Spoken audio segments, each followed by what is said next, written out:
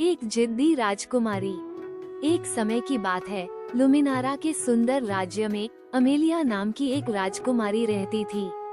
राजकुमारी Amelia पूरे राज्य में अपनी उग्र भावना और दृढ़ इच्छा शक्ति के लिए जानी जाती थी।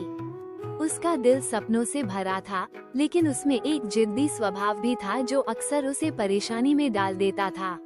अमेलिया को महल के बगीचों में घूमना, पेड़ों पर चढ़ना और जानवरों के साथ खेलना पसंद था।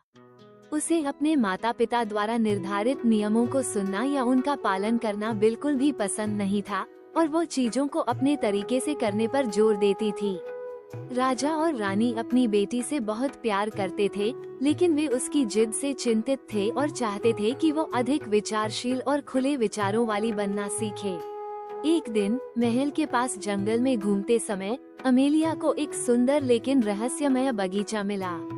वो ये देखकर आश्चर्यचकित रह गई कि बगीचा बड़े बड़े सफेद फूलों वाले पेड़ों से भरा हुआ था। उसकी सुंदरता से मंत्रमुग्ध होकर अमेलिया ने फैसला किया कि वो फूलों को करीब से देखने के लिए पेड़ पर चढ़ेगी। आसपास रहने वाले वन प्राणियों की चेतावनी के बावजूद अमेलिया ने पेड़ पर चढ़ने की जिद करते हुए कहा कि मुझे पता है कि मुझे क्या करना है। लेकिन जैसे ही वो सबसे ऊंची शाखा तक पहुंची, उसने अपनी पकड़ खो दी और पेड़ के जादू के कारण धीरे से जमीन पर गिर पड़ी। अमेलिया को एहसास हुआ कि पेड़ में जादू था। फिर एक गिलहरी ने अपनी कोमल आवाज में कहा, राजकुमारी अमेलिया, तुम्हें दूसरों की बात सुनना सीखना चाहिए और समझना चाहिए कि ज्ञान कई स्रोतों से आता है। आपकी जिद के कारण गलतियां हो सकती हैं और आप अवसर से चूक सकते हैं। अमेलिया ने जवाब दिया, मुझे किसी की सहायता की जरूरत नहीं है। मैं अपने दम पर काम कर सकती हूँ।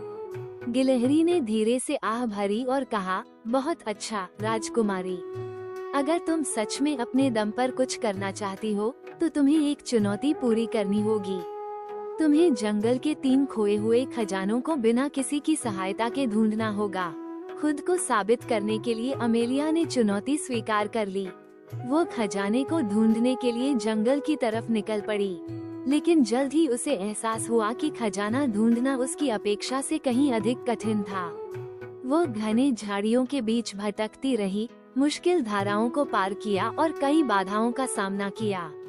हर बार जब वो संघर्ष करती थी तो उसे दूर से वन प्राणियों की सहायता करने के लिए आवाजें सुनाई देती थीं, लेकिन वो हठपूर्वक मना कर देती थी।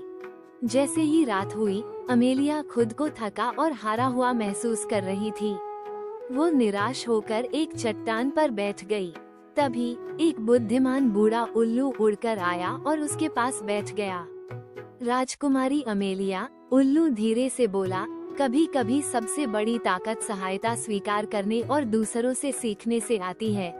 उल्लू की बातों में सच्चाई का एहसास करते हुए अमेलिया अपने घमंड को एक तरफ करते हुए धीरे से बोली कि अब मैं समझ गई, मैं सब कुछ अपने आप नहीं कर सकती, मुझे सहायता की जरूरत है। और विनम्रता के साथ अमेलिया ने वन प्राणियों से उनकी सहायता मांगी, साथ में जिसके बाद उन्होंने उसे 3 खोए हुए खजानों की ओर निर्देशित किया। नदी से एक झिलमिलाता पत्थर, सबसे ऊंचे पेड़ से एक सुनहरा पत्ता और एक छिपे हुए मैदान से एक चमचमाता फूल। अमेलिया खजाने के साथ उस जादू वाले पेड़ के पास लौट आई। गिलहरी ने कहा, तुमने एक मूल्यवान सबक सीखा है राजकुमारी। सच्ची ताकत सहयोग करने और दूसरों की बात सुनने में है। तुम बहुत बहादुर हो और अब बुद्धिमान भी हो। कृतज्ञ और विनम्र होकर अमेलिया ने जंगल के जानवरों को धन्यवाद दिया और महल में लौट आई। अगली सुबह उसने अपने माता पिता को अपनी साहसी यात्रा के बारे में बताया और अधिक समझदार एवं विचारशील होने का वादा किया। उस दिन से राजकुमारी अमेलिया न केवल अपनी बुद्धिमत्ता बल्कि अपनी दयालुता के लिए भी जानी जाने लगी।